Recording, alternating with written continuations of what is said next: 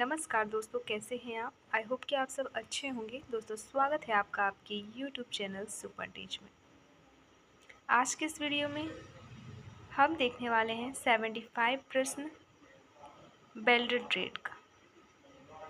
जो भी अभ्यर्थी वेल्डर ट्रेड से आवेदन किए हैं प्रशिक्षण अधिकारी के लिए, जिसका एग्ज़ाम 30 सितंबर को होना है, उनके लिए ये वीडियो काफ़ी हेल्पफुल रहने वाली है। जितने भी प्रश्न हम इसमें डिस्कस करने वाले हैं, सारे के सारे प्रश्न वेरी इम्पॉर्टेंट हैं।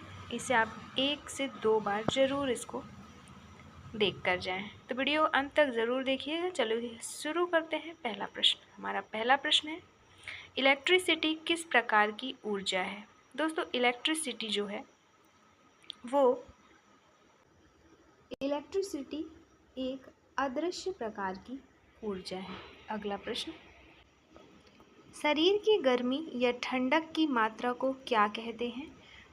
तो इसे कहते हैं तापमान, ऑप्शन डी, या फिर ऑप्शन ये 4 कहेंगे, क्योंकि इसमें option A B C D नहीं दिया हुआ है। A1, A2, A3, A4 दिया है, तो यहाँ पे आंसर हो जाएगा A4 तापमान। तो टेम्परेचर आपका इसका सही आंसर होगा। अगला प्रश्न है, किस प्रकार का चाप अधिक पृष्ठ तनाव प्रभाव को बढ़ावा देता है? तो किस प्रकार का चाप बढ़ावा देता है अधिक पृष्ठ तनाव के प्रभाव को? तो ये देता है शॉर्ट टाइप का। शॉर्ट आंसर हो जाएगा A2। अगला प्रश्न, आकृति में दिखाए गए भाग X का क्या नाम है? अब ये आकृति बनी हुई है एक स्क्रीन पर जो दिख रही है, जहाँ पे X करके एरो बना हुआ है, तो वो भाग क्या कहलाएगा आपको बताना है। तो ऑप्शन है जॉब, इलेक्ट्रोड, करंट या मोल्टन ग्लोब्यूल्स। आंसर हो जाएगा ऑप्शन बी, इलेक्ट्रोड। अगला प्रश्न, चित्र में दर्शाए गए फोर्स का नाम क्या है? स्क्रीन पर जो चित्र प्रदर्शित हो रही है उस और जहाँ पे एरो का निशान बना हुआ है, उस फोर्स का नाम बताना है आपको। ऑप्शन हैं गुरुत्वाकर्षण, सतह तनाव, गैस का विस्तार या इलेक्ट्रोचुंबकीय। आंसर हो जाएगा ऑप्शन A1 गुरुत्वाकर्षण। अगला प्रश्न, चित्र में दिखाया गया प्रभाव क्या है? ये चित्र है, इसमें कौन सा प्रभाव दिखाया गया है आपको बताना है। ऑप्शंस हैं गुरुत्वाकर्षण बल, गैस का विस्तार, सतह तनाव या इलेक्ट्रोचुंबकीय, जिसका आंसर हो जाएगा ऑप्शन A3 सतह तनाव। अगला प्रश्न, चित्र में दिखाए गए उपकरण का नाम क्या है? ये चित्र में जो उपकरण दिखाया गया उसका नाम आपको बताना है। ऑप्शन है वायर ब्रश, वायर ऊन, वायर रोल या वायर टाइप। तो ये जो शो हो रहा है ये है ऑप्शन A2 वायर ऊन। ठीक है। अगला प्रश्न, चित्र में दिखाई गई सफाई का नाम क्या है? ये सफाई की जा रही है, इस स्क्रीन में जो आपको दिख रहा है इसका नाम आपको बताना है कि क्या हो रहा है। ग्राइंडिंग हो रही है, ब्रशिंग हो रही है, रासायनिक या यांत्रिक। तो यहाँ पे आंसर हो जाएगा आपका ऑप्शन A3 रासायनिक सफाई। अगला प्रश्न, बॉडी के साथ कटिंग नोज़ल का कोण क्या है? तो बॉडी के साथ कटिंग नोज़ल का जो कोण है वो है 90 डिग्री का। ऑप्शन A3 सही आंसर हो जाएगा। अगला प्रश्न, आसान वेल्डिंग के लिए कौन सी स्थिति लाभप्रद है? ऑप्शंस दिए गए हैं समतल, वर्टिकल, ओवरहेड या हॉरिजेंटल, जिसमें से आंसर हो जाएगा A1 फ्लैट समतल। अगला प्रश्न, वेल्डिंग का प्रतीक क्या है? दोस्तों, वेल्डिंग का जो प्रतीक है, ऑप्शंस दिए गए हैं, ये जो प्रतीक शो हो रहा है वो कौन सा प्रतीक है वेल्डिंग का? तो यहाँ पे आंसर हो जाएगा बैकिंग रन या बेल्ट प्रतीक, ऑप्शन A4। अगला प्रश्न, ग्रूव वेल्डिंग की ऊर्ध्वाधर स्थिति के रूप में क्या परिभाषित किया जाता है? ऑप्शंस हैं AG, 2G, 3G या 6G। तो यहाँ पे आंसर हो जाएगा ऑप्शन A3 3G। अगला प्रश्न, फ्लैट स्थिति वेल्डिंग में इलेक्ट्रोड का कोण क्या होना चाहिए? तो फ्लैट स्थिति वेल्डिंग में जो कोण होना चाहिए वो होना चाहिए 70 डिग्री से 80 डिग्री। Option A3। अगला प्रश्न, 5G स्थिति में वेल्डिंग पाइप में किस प्रक्रिया का पालन किया जाता है? तो 5G स्थिति में वेल्डिंग के पाइप को 12 ओ क्लॉक से 6 ओ क्लॉक तक या तो अपहिल या डाउनहिल विधि द्वारा किया जाता है। अगला प्रश्न, एल्यूमिनियम वेल्डिंग में किस प्रकार की ध्रुवता का उपयोग किया जाता है? तो एल्यूमिनियम वेल्डिंग में विपरीत ध्रुवता का प्रयोग किया जाता है। Option A3। अगला प्रश्न, पोलैरिटी क्या है? दोस्तों पोलैरिटी जो है वो है करंट का प्रवाह। ऑप्शन A2 सही हो जाएगा। अगला प्रश्न, नंगे तार इलेक्ट्रोड में किस प्रकार की ध्रुवता का उपयोग किया जाता है? तो इसमें किया जाता है सीधी ध्रुवता का। अगला प्रश्न, किस प्रकार की आर्क की लंबाई गहरी पेनेट्रेशन बेल्ट पैदा करती है? तो ये पैदा करती है लघु आर्क की लंबाई। ऑप्शन A2 सही हो जाएगा। अगला प्रश्न, किस प्रकार का अर्क गुनगुनाती ध्वनि पैदा करता है? आंसर हो जाएगा लंबी आर्क की लंबाई जो है आर्क गुनगुनाती ध्वनि पैदा करती है। अगला प्रश्न, किस आर्क की लंबाई कड़क ध्वनि उत्पन्न करती है? तो लघु आर्क की लंबाई जो है कड़क ध्वनि उत्पन्न करती है। नेक्स्ट क्वेश्चन, स्पैटर को कम करने के लिए किस आर्क की लंबाई का उपयोग किया जाना चाहिए? तो लघु आर्क की लंबाई का उपयोग किया जाना चाहिए। ऑप्शन A2 इसका सही आंसर हो जाएगा। नेक्स्ट क्वेश्चन, वेल्डिंग में जॉब के चारों ओर बेल्ट केबल लपेटने का उद्देश्य क्या होता है? तो वेल्डिंग में जॉब के चारों ओर बेल्ट केबल लपेटने का उद्देश्य होता है आर्क ब्लो में नियंत्रण करने के लिए। ऑप्शन A सही उत्तर हो जाएगा। अगला प्रश्न, दिए गए चित्र में आपको क्या दोष लगता है? चित्र जो शो हो रहा है स्क्रीन पे, इसमें क्या डिफेक्ट है जो आपको दिख रहा है? ऑप्शन दिया गया है आर्क का झटका, ओवरलैप, अंडरकट या विरूपण। तो इसका आंसर हो जाएगा आर्क का झटका। Option A1। अगला प्रश्न, बिल्डिंग का कौन सा सिस्टम आर्क ब्लो से मुक्त होता है? जो बिल्डिंग का AC वेल्डिंग सिस्टम होता है वो आर्क ब्लो से मुक्त होता है। Option A1। अगला प्रश्न, विरूपण किस प्रकार दिखाया गया है? तो इस चित्र में जो विरूपण दिखाया गया है वो किस प्रकार का विरूपण दिखाया गया है? वो दिखाया गया है आपका अनुप्रस्थ विकृति विरूपण। अगला प्रश्न, वेल्डिंग के दौरान आर्क से निकलने वाले छोटे धातु कणों का नाम क्या है?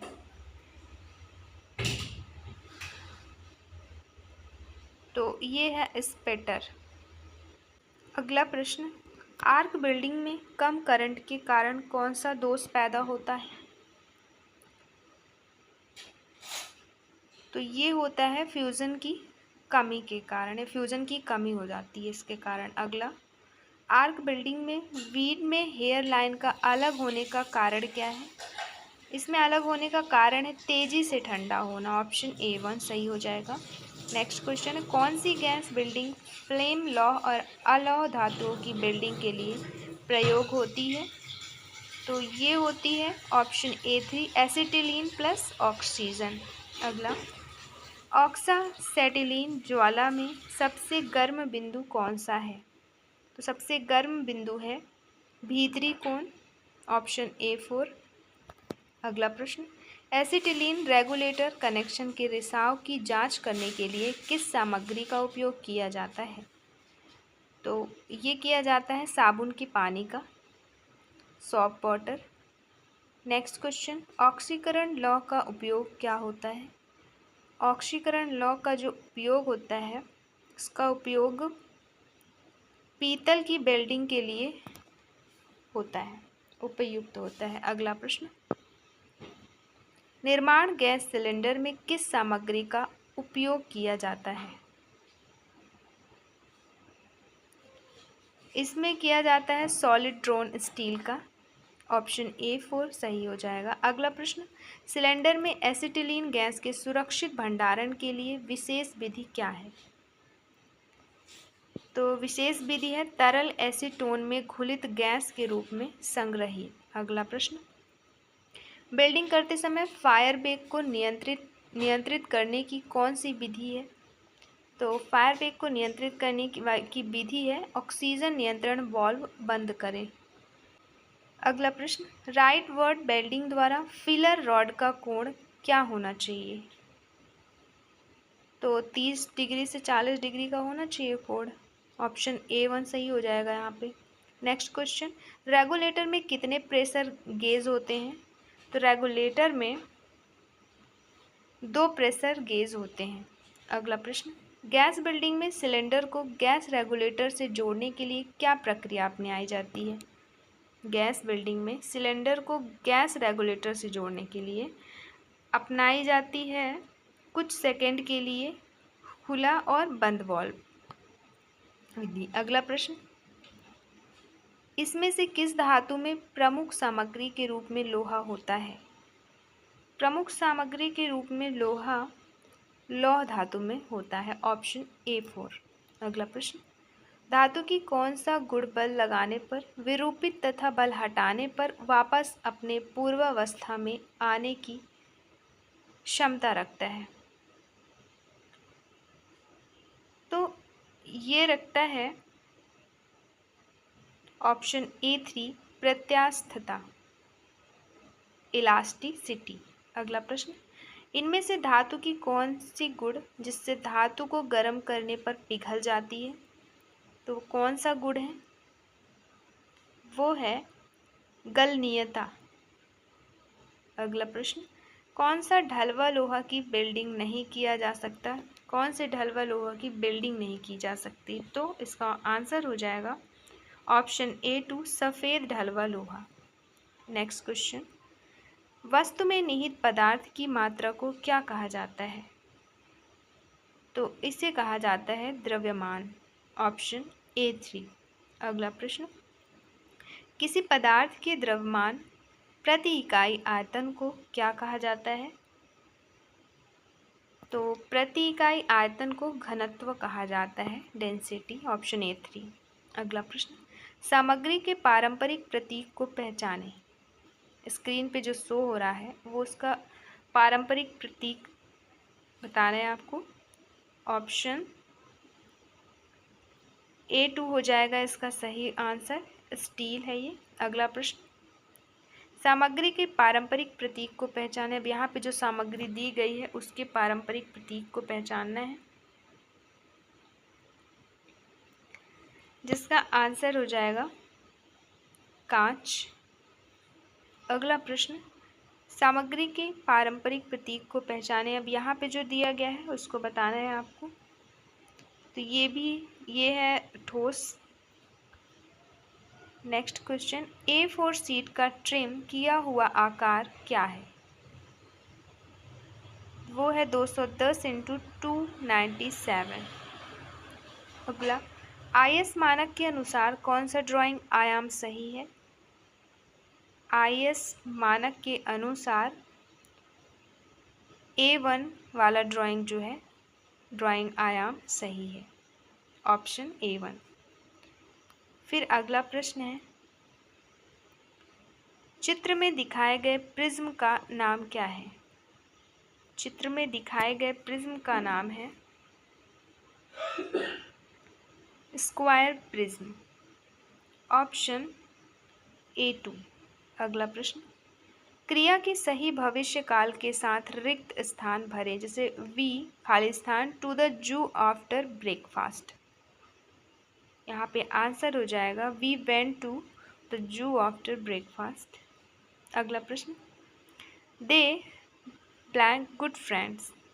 दे खाली स्थान गुड फ्रेंड्स दिया, यहाँ पे कौन सा सही शब्द होगा आपको बताना है। 51 का एक बार और देख लेते हैं। क्रिया के सही भविष्य काल के साथ रिक्त स्थान भरना है आपको, भविष्य काल के साथ। तो यहाँ पे हो जाएगा we will go to the zoo after breakfast. Option A4 होगा यहाँ पे सही आंसर। अगला है दे खालिस्तान गुड फ्रेंड्स। अब इसमें आपको जो सही है वो सिलेक्ट करना है, तो हो जाएगा दे आर गुड फ्रेंड्स। अगला प्रश्न, क्रिया के वर्तमान प्रगतिशील कार्य के साथ रिक्त स्थान भरें।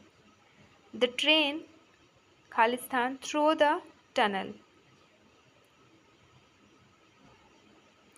तो यहाँ पे आंसर हो जाएगा आपका option A2 the train is passing through the tunnel. अगला प्रश्न, इंटरोगेटिव विशेषण के साथ रिक्त स्थान भरें। खालिस्तान दिया गया है आर यू गोइंग। यहाँ पे आपको बताना है कौन सा ऑप्शन सही होगा, हु वेयर विच या व्हाट। या फिर सही आंसर हो जाएगा वेयर आर यू गोइंग। अगला प्रश्न, रिक्त स्थान में उचित सर्वनाम के साथ भरें। जो भी रिक्त स्थान दिया है वहाँ पे आपको सर्वनाम भरना है, प्रोनाउन लगाना है। सेंटेंस है I made this cake Khalistan. कौन सा प्रोनाउन लगेगा यहाँ पे? यहाँ पे लगेगा my self. I made this cake my self. अगला प्रश्न, रिक्त स्थान में उचित सर्वनाम के साथ भरें। सी मेड दिस केक खालिस्तान दिया गया है, कौन सा प्रोनाउन लगेगा यहाँ पे? तो यहाँ पे हो जाएगा सी है, सी मेड दिस केक, तो सी के साथ हो जाएगा हर सेल्फ। Option A3। अगला प्रश्न, उचित प्रतिवर्ती सर्वनाम के साथ भरना है आपको। सी हैज़ हर्ट खालिस्तान दिया है, तो सी हैज़ हर्ट हर सेल्फ। अगला प्रश्न, विशेषण के साथ विशेषण आपको यहाँ पे खालिस्तान पे भरना है जो सही हो। The little girls I rebelled her mischief, जिसका आंसर हो जाएगा twinkling. Option A4। Next question, my house is Khalistan the third floor. पूर्व सर्ग के साथ इसको भरना है, पूर्व सर्ग लगाना है मतलब। अगला, माई हाउस इज